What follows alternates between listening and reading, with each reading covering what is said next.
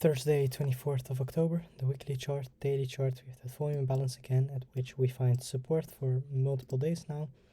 This is that volume imbalance in here, and then we have this volume imbalance, and then the weekly volume imbalance. I'll show that, which is which is that terminus for the day. All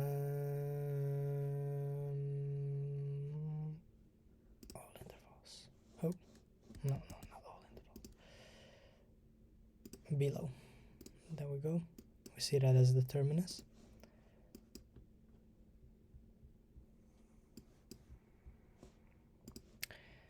So 1 hour, the 4 hour chart for a minute, and we see here very clearly a nice sweep of these lows in here.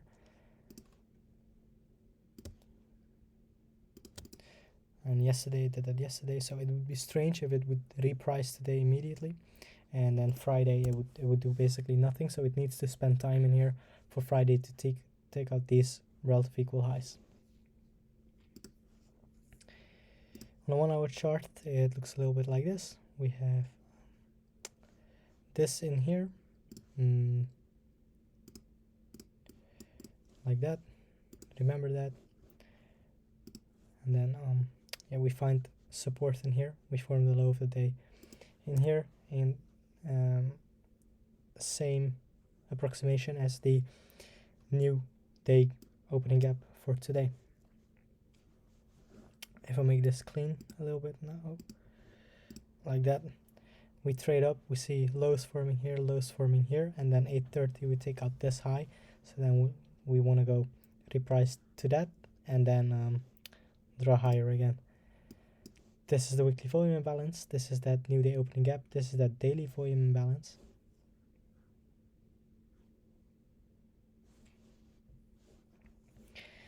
And then on the 1 minute chart, this is 8:30.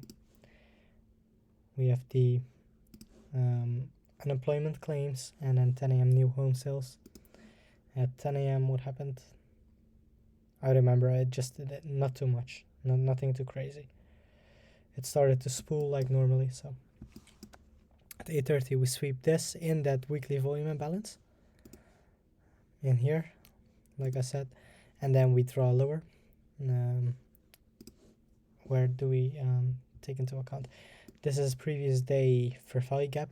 Yesterday was that, and then the new week opening gap of 14 October, so previous week, the midpoint of that, and we draw lower. So everything in all, we could short in here.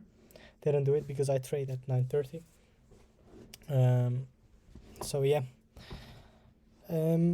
So then we draw lower, we take out this low, and then we draw higher, we take out these relative equal highs. I want to see that as a breakaway gap. This is the first percent fair value gap where I entered actually on. I'll show my 2 trades that I took. Is I sold here and I bought it back in here, and then the second trade, sold here, bought it back in here, and then I had to leave, and I couldn't trade the rest of the day. So yeah, the SMT divergence.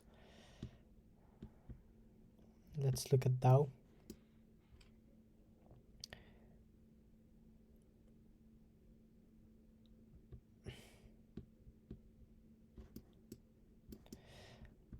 So primary sell side was taken later than in here. In here we had 9:50 it was taken, and later on we spooled down.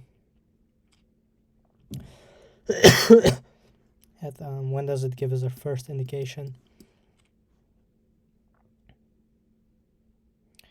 Yeah, when we take this high, and then we draw lower, and then we draw back up in here, and then we spool lower, then that's an indication that we want to go lower to take out all these relative equal lows in here. So in here, this was actually the best trade that you can get. This one right here at 11:30. So in here, I wanted to see a breakaway gap. Boom. We sweep the buy side. We have that sell side. Talking about this sell side, of course. this sell side in here, and this sell side in here. So we sweep that once, then we consolidate, then we sweep that twice. This is the price, this is the short that I wanted to enter on, and then we have this low resistance liquidity run in here. Because it's very messy in here, we can trade the lunch macro to take that out, and then we have the 50-minute fair value gap, the first percent fair value gap being used. Again, we had a full gap closure today. How many handles? 100 handles, so amazing, perfect, but still kind of messy. So in here, I shorted in here already because yeah, I wanted to see this as a breakaway gap. We trade back into here. My stop loss was here actually, and then once it threw back in here, I wanted to take a partial because I knew it was going to draw back up again and take out the people that went short like me.